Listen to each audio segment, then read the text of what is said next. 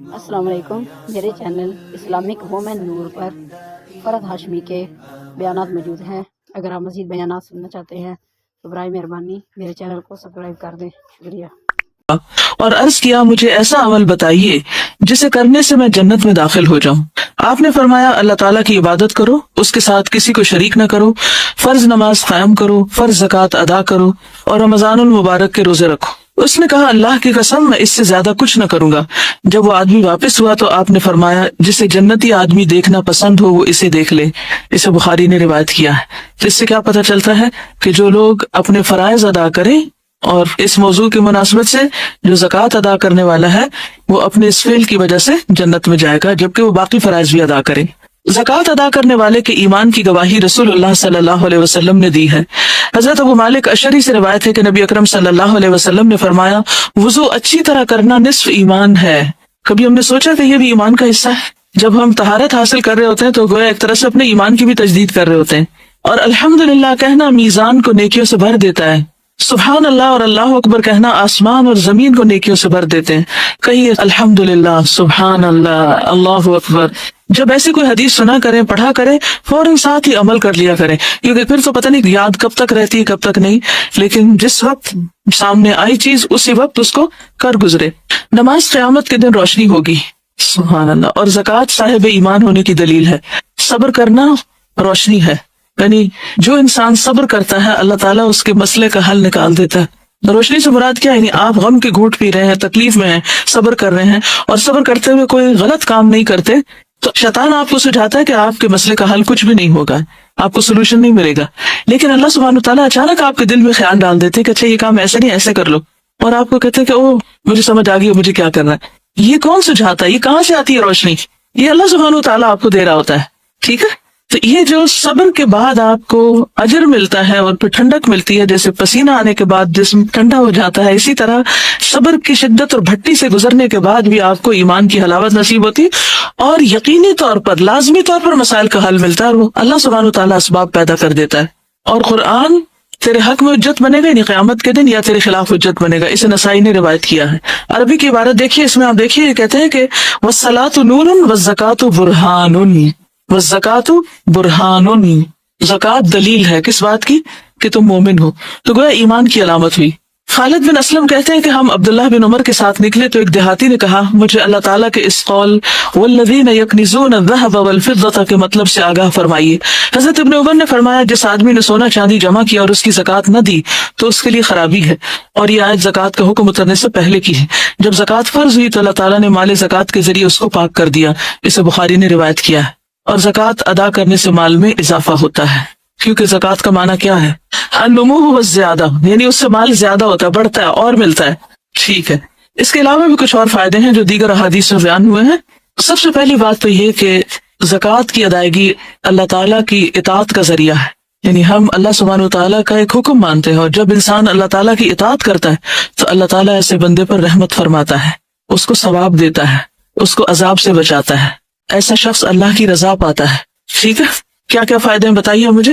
اطاعت کا موقع ملتا ہے، اللہ کا حکم مان رہے ہیں، کوئی معمولی بات نہیں ہے. اور اللہ کی رحمت آتی ہے اطاعت سے، اور ثواب ملتا ہے، جزا ملتی ہے. مال کا 1 درہم 700 اور کئی گنا انسان کو واپس اللہ سبحانہ تعالیٰ دنیا اور آخرت دونوں جگہ لوٹاتا ہے. فرشتے دعائیں کرتے ہیں کہ اللہ جو دے رہا ہے اس کو اور زیادہ دے. اور کیا ملتا ہے؟ عذاب سے بچاؤ ہوتا ہے. اب یہ دو الگ الگ چیزیں ہیں، ایک ہے جنت کا ملنا اور ایک ہے عذاب سے بچنا. بعض لوگ جنت میں جائیں گے لیکن عذاب بھگت کے، ٹھیک، اور بعض لوگ جنت میں جائیں گے عذاب کے بغیر ہی. تو عذاب سے بچنے کا بھی موقع ملتا ہے انسان کو، کیونکہ مال کا دینا انسان کے لیے ایک حفاظت کا ذریعہ بن جاتا ہے. آگے انشاءاللہ ہم دیکھیں گے کہ کس طرح قبر میں حفاظت ہوتی ہے زکوٰۃ اور صدقات دینے سے، اور باقی بھی حشر کے دن کیا انسان کو فائدے ہوں گے. اور پھر یہ ہے کہ اللہ کی رضا حاصل ہوتی ہے. پھر اللہ سبحانہ تعالیٰ کے قرب کا ذریعہ ہے. اللہ عز و جل فرماتا ہے جو شخص میرے کسی دوست کی تذلیل کرتا ہے وہ مجھ سے جنگ کو حلال کر لیتا ہے. یعنی ایک شخص اگر اللہ کا محبوب ہے، اللہ کا پیارا ہے، اور کوئی اس کو ذلیل کرنے پہ تلا ہوا ہے تو اللہ سبحانہ تعالیٰ خود اس سے نبٹ لیتا ہے. اور فرائض کی ادائیگی سے زیادہ بندہ کسی چیز سے میرا قرب حاصل نہیں کرتا. فرائض کی ادائیگی سے بڑھ کر بندہ کسی چیز سے میرا قرب حاصل نہیں کرتا. یعنی اگر آپ اللہ کے مقرب بندوں میں شامل ہونا چاہتے ہیں، شوق ہے نیئرسٹ ٹو اللہ سبحانہ و تعالیٰ، تو سب سے زیادہ جو چیز آپ کو فائدہ دے گی وہ فرائض کی ادائیگی ہے. اپنے فرض پورے کیجیے. اور بندہ میرا قرب حاصل کرنے کے لیے مسلسل نوافل پڑھتا رہتا ہے حتیٰ کہ میں اس سے محبت کرنے لگتا ہوں. تو قرب فرائض سے ملتا ہے اور محبت نوافل سے. دوبارہ دہراؤں گی, کہیں موٹا کر کے اپنے پاس لکھ لیجئے, قرب فرائض کی ادائیگی سے اور محبت نوافل کی ادائیگی سے. پھر اگر وہ مجھ سے کچھ مانگتا ہے تو میں اسے عطا کرتا ہوں. اللہ اکبر. ہم سب چاہتے ہیں ہماری دعائیں قبول ہوں. اگر دعا کرتا ہے تو اسے قبول کرتا ہوں. اور مجھے اپنے کسی کام میں ایسا تردد نہیں ہوتا جیسا اپنے بندے کی موت پر ہوتا ہے, کیونکہ وہ موت کو پسند نہیں کرتا اور میں اسے تنگ کرنا اچھا نہیں سمجھتا. تو جو لوگ اللہ کے مقرب اور محبوب بندے ہوتے ہیں, اللہ سبحانہ تعالیٰ انہیں موت کی تکلیف بھی نہیں دینا چاہتا. اللہ کی تائید پھر انسان کو حاصل ہونے لگتی. تو زکوٰۃ کی ادائیگی صرف ایک بوجھ سمجھ کے لے کے, اچھا کتنے پیسے ہیں کیلکولیشن کرو, اتنے روپے بن گئے, اتنا زیور سے, اتنے تولے سونا ہے, اتنے وہ بن گئے, اچھا اتنے بنتے, چلو لفافے میں ڈالو اور جا کے دے آؤ جہاں دینا ہے. کوئی روح نہیں, کوئی محبت نہیں, کوئی دل میں وہ احساس نہیں کہ ہم کیا کرنے جا رہے ہیں. تو کچھ بھی اللہ کے لیے دینا ہو تو بے روح نہ ہو.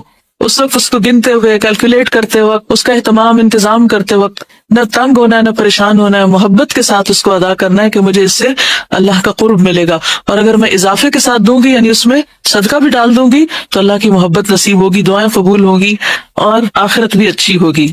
اور جہاں تک رحمت پانے کا تعلق ہے, اقیموا الصلاۃ وآتوا الزکاۃ وأطیعوا الرسول لعلکم ترحمون, اس کی دلیل ہے.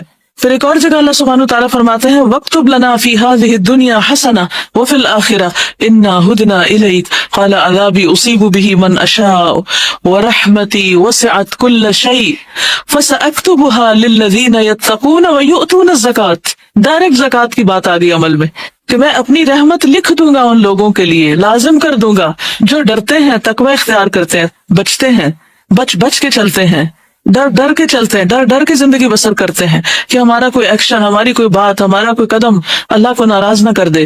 وَيُؤْتُونَ الزَّكَاةَ, اور زکوٰۃ دیتے ہیں. وَالَّذِينَ هُمْ بِآيَاتِنَا يُؤْمِنُونَ, اور وہ لوگ ہماری آیات پر ایمان رکھتے ہیں. سورۃ الاعراف 156 ہے. اس میں اللہ تعالیٰ فرماتے ہیں میری رحمت ہر چیز پہ چھائی ہوئی ہے, لیکن میں ان لوگوں کے لیے تو لکھ ہی دوں گا, ان کو عنایت کر دوں گا جو تقوی اور زکوٰۃ کا اہتمام کرتے ہیں. پھر زکوٰۃ جو ہے وہ انسان کی جان کا فدیہ بھی ہے. یحییٰ علیہ السلام کو 5 باتوں کا حکم دیا گیا تھا کہ ان پہ خود بھی عمل کرے اور بنی اسرائیل کو بھی حکم دے. ان میں سے ایک ہے, میں تمہیں صدقہ کرنے کا حکم دیتا ہوں, کیونکہ اس کی مثال اس شخص کی ہے جسے دشمن نے قید کر کے اس کے ہاتھ گردن سے باندھ دیے ہوں, مصیبت میں پھنس گیا ہو انسان. اب امیجن کیجئے, دشمن نے قید بھی کر لیا, گردن سے ہاتھ بھی باندھ دیے, یعنی ویسے بھی انسان آئسولیشن میں اور اوپر سے ہاتھ بھی بندھے ہوئے ہیں, اور پھر اسے قتل کرنے کے لیے لے چلے اور وہ اسے کہے کیا تم میری جان کا فدیہ وصول کرنے کے لیے تیار ہو. پھر وہ تھوڑے اور زیادہ کے ذریعے جس طرح بھی بن پڑے اپنی جان کا فدیہ پیش کرنے لگے, یہاں تک کہ اپنے آپ کو چھڑا لے.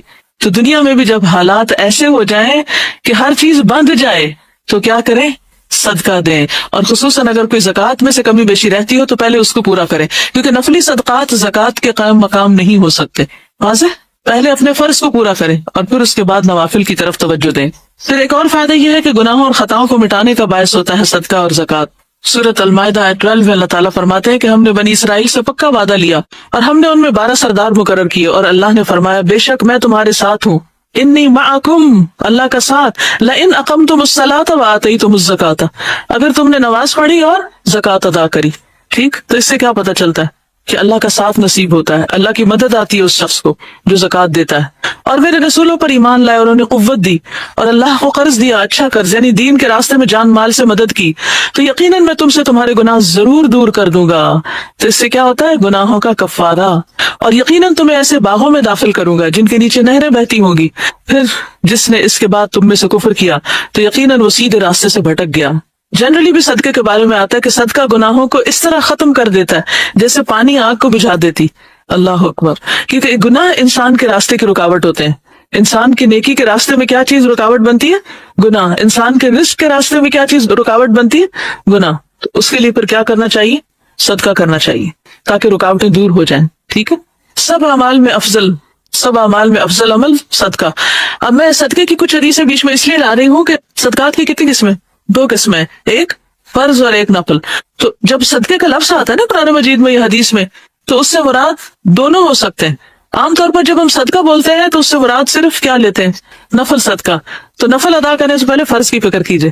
اس کے جو فضائل ہیں, یہ فضیلت ہے زکوٰۃ ادا کرنے کی, یہ جب صدقے کا لفظ ہے تو اس کو بھی اس میں ایک عمومی معنی میں لا سکتے ہیں کہ اس کا یہ فائدہ ہو. کیونکہ ہم پتہ کیا ہمارے ذہن میں اشکال کیا ہے؟ ہمارے ذہن میں اشکال یہ ہے کہ یہ تو فرض ہے نا، یہ کون سا احسان جتانا ہے اور اس سے ہمیں کیا ملے گا، تو فرض ادا کر رہے ہیں. یعنی جب فرض کی ادائیگی ہوتی ہے تو عموماً ہم کسی بھی چیز کی توقع نہیں رکھتے بدلے میں، جواب میں. ایسا ہی ہے. آپ میں سے کون زکوٰۃ دیتے ہیں؟ تھوڑا سا مجھے اندازہ ہو جائے کہ میں کن لوگوں کو پڑھا رہی ہوں جن کو کچھ پریکٹیکل ایکسپیرینس بھی ہے یا نہیں. اوکے الحمدللہ. اور کچھ نے آئندہ انشاءاللہ دینی ہے شادی وادی کے بعد جب زیور ملے گا تو. اور ہو سکتا ہے اب بھی آپ صاحب نصاب ہو اور آپ کو پتہ ہی نہ ہو، تو آگے انشاءاللہ کھل جائے گا آپ کا کہ آپ پہ زکوٰۃ آتی ہے کہ نہیں آتی.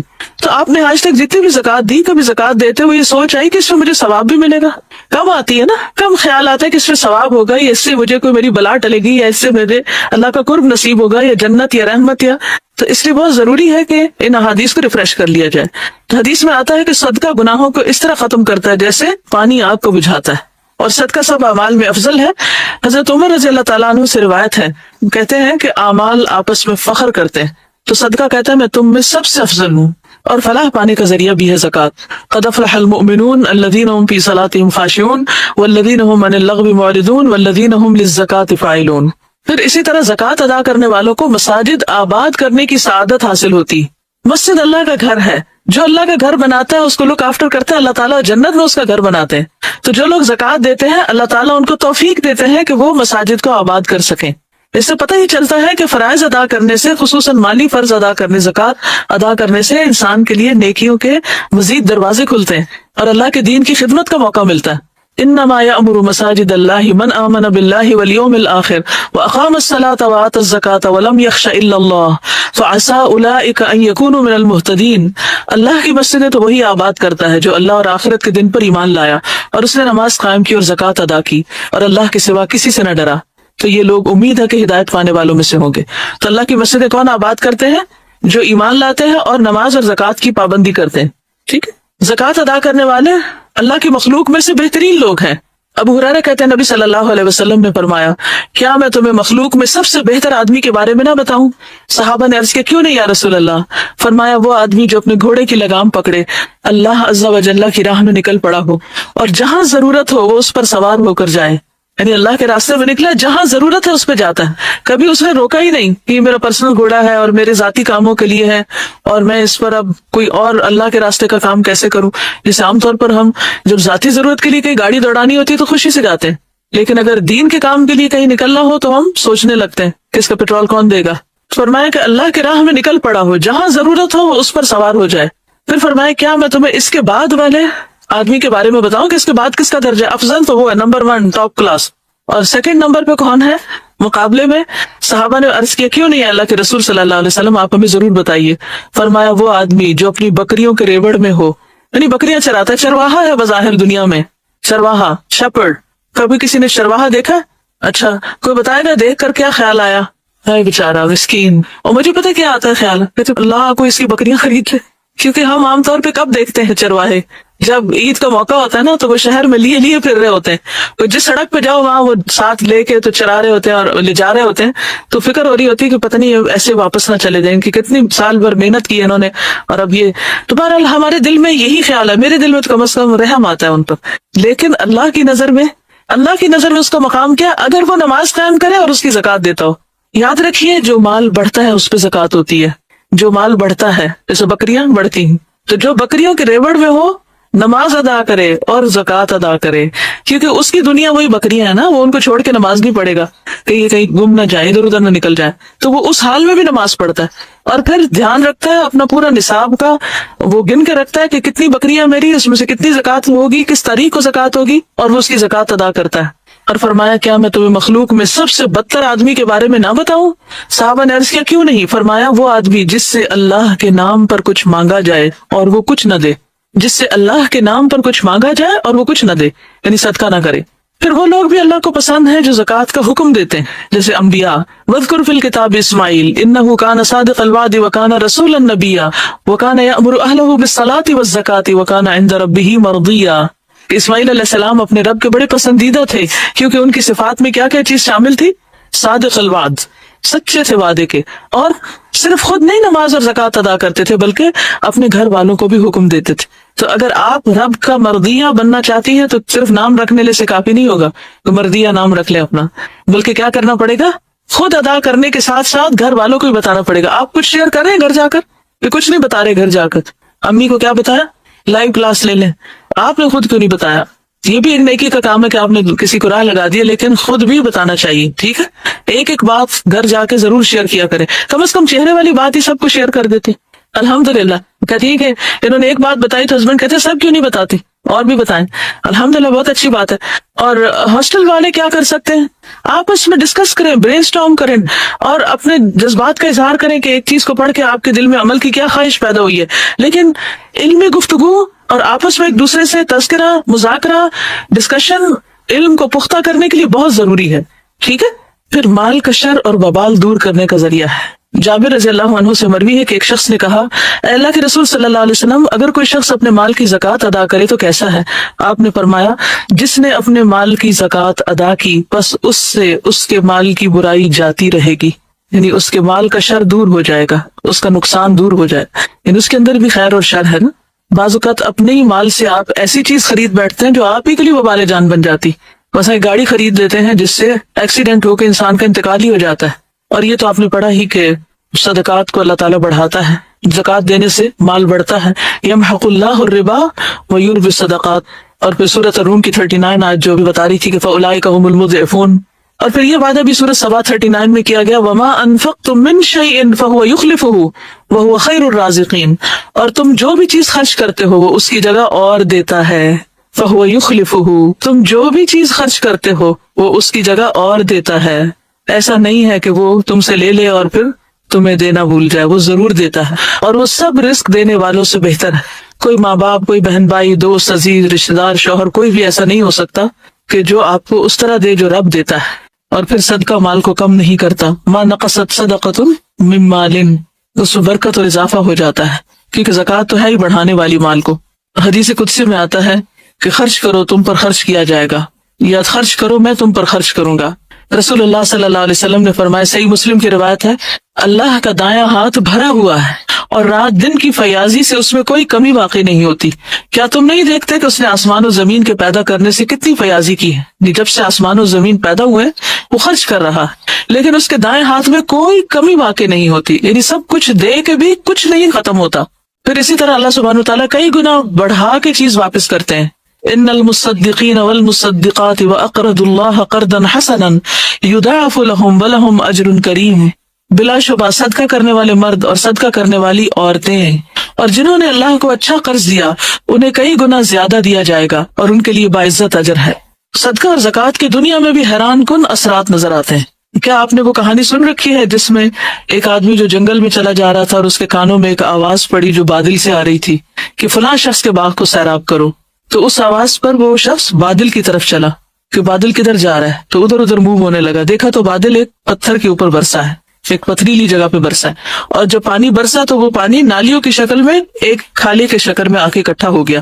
اور پھر وہ اس پانی کے پیچھے جانے لگا تو وہ ایک خاص شخص کے کھیت تک جا رہا تھا. وہاں ایک شخص اپنے کھیت کو پانی لگا رہا تھا, تو اس نے اس کا نام پوچھا. اس نے جب اپنا نام بتایا تھا, یہ تو وہی نام ہے جو میں نے ابھی بادل میں سنا تھا. تو پھر اس نے پوچھا کہ تم میرا نام کیوں پوچھ رہے تھے؟ تو اس نے کہا کہ میں نے بادل میں آواز سنی کہ جس کا یہ پانی ہے اور اس میں تمہارا نام لے کر کہا گیا کہ فلاں آدمی کے باغ کو سیراب کر دو, یعنی بادل کو حکم ملا کہ یہ پانی فلاں کے باغ کے لیے ہے. اب تم بتاؤ تم کون سا ایسا عمل کرتے ہو جس کی وجہ سے تمہارے ساتھ یہ معاملہ کیا جا رہا ہے؟ اس نے کہا کہ اگر آپ اصرار کرتے ہیں تو میں آپ کو بتا دیتا ہوں, میں باغ کی پیداوار پر غور کرتا ہوں تو میں اس کے 3 حصے کرتا ہوں. 1/3 صدقہ کرتا ہوں, 1/3 دے دیتا ہوں, another 1/3 جو ہے اس کو اپنے گھر والوں کو کھلاتا ہوں, گھر والوں کی ضروریات پوری کرتا ہوں, اور باقی تیسرا حصہ یعنی ٹوٹل مال کے 3 حصے کر کے 1 صدقہ کر دیا, 1 گھر والوں کو دے دیا اور 1 واپس باغ میں ڈال دیتا ہوں, یعنی اس پر پھر مزید جو کچھ خرچ آتا ہے باغ کو سنوارنے میں وہ لگا دیتا ہوں. تو کتنی زبردست رسک مینجمنٹ تھی کہ اللہ نے دیا, اس میں اپنا حصہ حق بھی رکھا, گھر والوں کا رکھا, اور اس کے ساتھ ساتھ کیا کیا, غریبوں کو بھی یاد رکھا, صدقہ بھی کیا, اور پھر باغ کا بھی حق نہیں بھولا کہ جو دے رہا ہے اس کو بھی دیا جائے. پھر مال کا خرچ کرنا انسان کو سخی بناتا ہے. اب آپ کہیں گے یہ کیسے ہوتا؟ پتہ کیا ہے, انسان وہ کام بار بار کرنا چاہتا ہے اور کرنا چاہتا ہے جس کے کرنے سے اس کو مزہ آتا ہے. تو جب آپ اللہ کے راستے میں دیتے ہیں تو آپ کو خوشی ہوتی ہے, اس خوشی کا مزہ پھر لینا چاہتے ہیں, پھر آپ اور کرتے ہیں, پھر آپ اور کرتے ہیں. تو اس طرح نفس میں فراخی آتی چلی جاتی. ابو ہریرہ سے روایت ہے، انہوں نے نبی صلی اللہ علیہ وسلم کو یہ فرماتے ہوئے سنا کہ بخیل اور خرچ کرنے والے کی مثال ایسے دو لوگوں کی ہے جن کے بدن پر لوہے کے دو کرتے ہیں، ان کے سینے سے ہنسلی تک جیسے جیکٹ ہوتی ہے۔ جب خرچ کرنے والا خرچ کرتا ہے تو اس کے تمام جسم کو وہ کرتا چھپا لیتا ہے اور تمام جسم پر پھیل جاتا ہے، اس کی کنڈیاں کھلنے لگتی ہیں، وہ لمبا ہونا شروع ہو جاتا ہے اور اس کی انگلیاں اس میں چھپ جاتی ہیں، بازو بھی لمبے ہو جاتے ہیں، چلنے میں اس کے پاؤں کا نشان مٹ جاتا ہے، یعنی اس کا نیچے بھی لانگ ڈریس بن جاتا ہے۔ لیکن بخیل جب خرچ کرنے کا ارادہ کرتا ہے تو اس کا ہاتھ ہلکا ایک دوسرے سے چمٹ جاتا ہے، تانگ ہونے لگتا ہے، اور پھر وہ اسے کھولنا چاہتا تو کھلتا نہیں اور وہ کچھ دے نہیں پاتا۔ تو یہ دو ڈفرنٹ پرسنالٹیز ہیں، ایک وہ جو دیتا ہے اور پھر دیتا چلا جاتا ہے اور کھلتا جاتا ہے۔ پھر فتنوں کا کفارہ ہو جاتا ہے، یعنی انسان کا وہ فتنہ جو اس کی بیوی، اولاد اور پڑوسی میں ہوتا ہے، نماز، صدقہ اور اچھی بات اس کے لیے کفارہ بن جاتی، یعنی ہم سے جو غلطیاں ہوتی رہتی ہیں انسانوں کے حق میں، پھر جب انسانوں کی ہی ہم مدد کرتے ہیں تو اللہ سبحانہ و تعالیٰ ہماری تکلیفوں کو دور کر دیتے ہیں۔ پھر اسی طرح زکوٰۃ انسان کے اعمال کی حفاظت بھی کرتی ہے، قبر میں مومن کی حفاظت کا ذریعہ ہے، قبر میں مومن کی حفاظت کا ذریعہ ہے۔ نبی صلی اللہ علیہ وسلم نے فرمایا، میت کو جب اس کی قبر میں رکھا جاتا ہے تو وہ ان کے پلٹ جانے کے وقت ان کے جوتوں کی آواز سنتا ہے، اگر وہ مومن ہوتا ہے تو نماز اس کے سرہانے آ جاتی ہے، سر کی طرف، روزہ اس کی دائیں طرف ہوتا ہے، رائٹ سائڈ پہ، زکوٰۃ اس کی بائیں طرف ہوتی ہے، اور دیگر نیک کام، صدقہ، نماز، نیکی اور لوگوں سے اچھائی اس کے دونوں پاؤں کے پاس ہوتے ہیں، یعنی باقی اچھے اچھے کام سارے پاؤں کی طرف آ جاتے ہیں۔ پھر اس کے داہنے طرف سے آیا جاتا ہے، یعنی کوئی تکلیف آنے لگتی ہے تو روزہ کہتا ہے میری طرف سے آنے کا کوئی راستہ نہیں، وہ بلاک کر دیتا ہے۔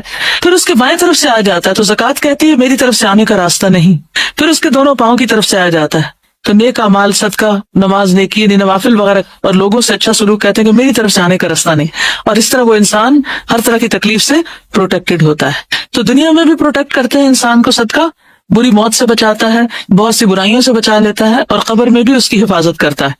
آپ صلی اللہ علیہ وسلم نے فرمایا، ان الصدقۃ لتطفئ عن اہلها حر القبور، صدقہ کرنے والوں کی قبروں سے حرارت بجھاتا ہے، یعنی قبر کی آگ، قبر کی گرمی دور کرتا ہے، گویا قبر کا ایئر کنڈیشنر ہے، قبر ٹھنڈی ہوگی اس سے۔ پھر آخرت میں بہترین انجام، رجال لا تلہیہم تجارۃ ولا بیع عن ذکر اللہ واقام الصلاۃ وایتاء الزکاۃ یخافون یوما تتقلب فیہ القلوب والابصار، وہ مرد جنہیں اللہ کے ذکر سے اور نماز قائم کرنے سے اور زکوٰۃ دینے سے نہ کوئی تجارت غافل کرتی ہے، نہ خرید و فروخت، یعنی اپنے فرائض کی ادائیگی میں وہ پکے رہتے ہیں، وہ اس دن سے ڈرتے ہیں جس میں دل اور آنکھیں الٹ جائیں گی۔ پھر آخرت کی کامیابی کی ضمانت ہے، اولئک هم المفلحون، شروع میں ہی آتا ہے، اور سورۃ لقمان میں بھی آتا ہے پہلی 5 آیتوں میں کہ الذین یقیمون الصلاۃ ویؤتون الزکاۃ وهم بالآخرۃ هم یوقنون اولئک علی ھدی من ربہم واولئک هم المفلحون۔ پھر قیامت کے دن کی گرمی سے نجات ہے، حدیث میں آتا ہے کہ قیامت کے دن ہر شخص اپنے صدقے کے سائے میں ہوگا، یہاں تک کہ لوگوں کے درمیان فیصلہ ہو جائے۔ سورج کتنا قریب ہوگا؟ 1.25 نیزے کے برابر، ہر شخص کو گرمی لگی ہوگی۔ آج ذرا باہر نکل کے دھوپ میں تھوڑا محسوس کیجئے اس گرمی کو، جب سخت گرمی محسوس ہو رہی ہو تو اس وقت سوچے کہ اب کیا کروں، اور پھر آخرت کو یاد کر کے سوچے کہ اب کس طرح سے اس گرمی سے نجات پاؤں، تو اس کا جواب ہے صدقہ۔ ان الذین آمنوا وعملوا الصالحات واقاموا الصلاة وآتوا الزکاة لهم اجرهم عند ربهم ولا خوف علیہم ولا هم يحزنون۔ صرف گرمی ہی نہیں، خوف اور غم سے بھی نجات ہوگا زکوٰۃ کی ادائیگی سے۔ صدیقین اور شہداء کے ساتھ رہنے کا ذریعہ ہوگا، جو شخص زکوٰۃ دیتا ہے، قیام کرتا ہے، رمضان کے روزے رکھتا ہے، نمازیں پڑھتا ہے، وہ شخص صدیقین اور شہداء میں شمار ہوتا ہے۔ ایک شخص نے پوچھا، آپ مجھے ایسا عمل بتائیے جو جنت میں لے جائے، تو آپ نے اس کو کیا بتایا؟ اللہ کا شریک نہ ٹھہراؤ، نماز قائم کرو، زکوٰۃ دو اور صلہ رحمی کرو۔ ایسے شخص کے لیے جو زکوٰۃ ادا کرے جنت کے 8 دروازے کھل جاتے ہیں، جس میں اس کے علاوہ شرک سے بیزاری اور نماز قائم کرنا، یعنی جو شخص شرک سے بچے، نماز قائم کرے، زکوٰۃ ادا کرے، ایسا شخص جنت کے جس دروازے سے چاہے داخل ہو جائے۔ اور پھر دل کی خوشی سے ادا کرنا ضروری۔ ہم مانگنے سے تھک جائیں گے، گننے سے تھک جائیں گے، اللہ تعالیٰ دینے سے نہیں تھکتا، وہ سب کچھ دے سکتا ہے۔ کچھ اجتماعی فائدے بھی ہوتے ہیں، دولت ایک جگہ اکٹھی نہیں ہوتی، اور اس طرح کچھ لوگ زیادہ امیر اور کچھ غریب نہیں ہو جاتے۔ مثلاً ایک معاشرے کے اندر یا ایک سوسائٹی کے اندر اگر کل ان کے ایسٹس 1 لاکھ روپے کے ہیں اور کچھ لوگ 80% پہ قبضہ کر لیں اور باقی سب کے لیے 20% رہ جائے، تو اس سے کیا ہوگا؟ مساوات، محبت، آپس کے تعلقات کی بہتری۔ جب اس طرح کی تخصیص ہو جاتی ہے کہ کچھ لوگوں کے پاس بہت زیادہ ہے اور کچھ بیسک نیڈز بھی پوری نہیں کر سکتے، تو پھر کیا ہوتا ہے؟ اس ناہمواری سے کیا ہوتا ہے؟ آپس کے تعلقات خراب ہوتے ہیں، دشمنیاں پیدا ہوتی ہیں، قتل و غارت ہوتا ہے، اور بہت سی خرابیاں جنم لیتی ہیں۔ تو ہمارا دین کیا چاہتا ہے کہ دولت ایک جگہ اکٹھی نہ ہو، وہ گردش کرتی رہے. کئی لا یکون دولتم بین الاغنیاء، صرف مالداری آپس میں اس کا لین دین نہ کرتے رہے، وہی بزنس نہ کرتے رہے، بلکہ وہ غریبوں کی طرف بھی منتقل ہو. اور اس انتقال کے لیے کئی طریقے رکھے گئے. وراثت کی تقسیم بھی اسی لیے رکھی گئی. پھر یہ کہ اسلامی معاشرے کو مضبوط کرنے کا باعث ہوتی ہے زکوٰۃ. جس کے پاس ہے جب وہ اس کا خیال رکھتا ہے، جس کے پاس نہیں ہے تو آپس میں تعلقات بہتر ہوتے ہیں، آپس کی محبتیں بڑھتی، ایک دوسرے کے ساتھ بانڈنگ مضبوط ہوتی. پھر مالی جرائم ختم ہوتے ہیں، چوری، ڈاکے، غصب، اس طرح کی حرکتیں ختم ہوتی ہیں معاشرے سے. جرائم میں کمی ہو جاتی. جس معاشرے میں صحیح زکوٰۃ ادا کی جاتی ہے وہاں پر سب کے پاس اگر ہو تو کسی کو شوق نہیں ہوتا چوری کرنے کا یا کسی کو قتل کرنے کا، ڈیسپریٹ ہو کے کرتے ہیں. جب وہ دیکھتے ہیں کہ ان کو کوئی حل نظر نہیں آ رہا تو پھر آخری حل کے طور پر وہ ایسے ہتھ کنڈے اختیار کرتے ہیں. چوری کرنے والے کو عام طور پہ چوری کی ضرورت کیوں پیش آتی؟ اس کی ضروریات پوری نہیں ہو رہی ہوتی. پھر اسی طرح مالی جرائم ختم ہوتے ہیں، آپس میں بھائی چارہ پیدا ہوتا ہے. انسان کی فطرت میں کہ وہ اپنے محسن سے محبت کرتا ہے، الا یہ کہ جس کی فطرت مسخ ہو چکی وہ احسان یاد نہیں رکھتا. دو طرح کے لوگ ہوتے ہیں، ایک وہ ہوتے ہیں کہ جن کے ساتھ آپ چھوٹا سا احسان بھی کرو وہ ساری زندگی نہیں بھولتے، آپ بھول چکے ہوتے وہ آپ کو یاد کراتے رہتے ہیں آپ نے فلاں موقع پہ میری مدد کی تھی.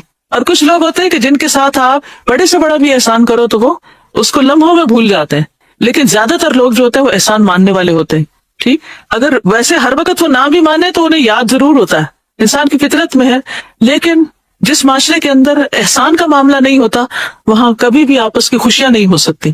تو زکوٰۃ معاشرے میں خوشی پیدا کر دیتی. پھر اسی طرح زکوٰۃ سے فقراء کی نفرت بھی ختم ہوتی. عموماً لوگ جو فقیر ہوتے ہیں ان کو لک ڈاؤن کرتے ہیں، ان کو حقیر سمجھتے ہیں. لیکن جب ہمدردی کے ساتھ ان پہ خرچ کریں گے تو یہ نفرت بھی کم ہوگی، دونوں طرف سے کم ہوگی. فقیر کو مالدار کی نعمت دیکھ کے غصہ نہیں آئے گا، اور مالدار فقیروں کو جب دیں گے تو ان کے اندر ایک خوشی پیدا ہوگی. پھر اسی طرح زکوٰۃ کا ایک مصرف مقروض کی مدد کرنا بھی ہے. تو جب کوئی شخص اپنی زکوٰۃ کسی مقروض کو دیتا ہے تو مقروض کو رسوائی اور غم سے نکلنے کا موقع دیتا ہے، اس سے بھی معاشرے کے اندر خوشحالی پیدا ہوتی. زکوٰۃ کے مصارف میں سے ایک مصرف نو مسلموں پہ خرچ کرنا یا ایسے نان مسلمس پر جو مسلمان ہو سکتے ہوں، تو اس سے اسلام کی ترقی بھی ہوتی. تالیف قلب کے لیے زکوٰۃ دینے کا جو حکم آتا ہے، ان کے نزدیک اسلام ایک پسندیدہ دین بن جاتا ہے جو ان کی مدد کرتا ہے، اور اس طرح ان کے شر سے مسلمانوں کو محفوظ رکھا جاتا ہے اور یہ دین کی تبلیغ اور دعوت کا ذریعہ بھی بنتا ہے. آپ کو یاد ہے حضرت صفوان کے بارے میں جنہیں نبی صلی اللہ علیہ وسلم نے جنگ حنین کے بعد پوری وادی بکریوں کی دے دی تھی، تو اپنی قوم کی طرف آیا، کہنے لگے کہ محمد صلی اللہ علیہ وسلم کا دین قبول کر لو، کیونکہ وہ ایسا دیتے ہیں کہ جس کے بعد انہیں فقر کا ڈر نہیں ہوتا. یعنی سب کچھ ہی دے دیتے ہیں پھر بھی نہیں ڈرتے، فاقہ کشی کا خوف نہیں رکھتے.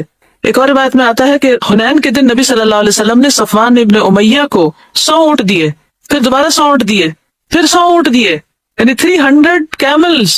ایسے ہی اگر 300 کارز.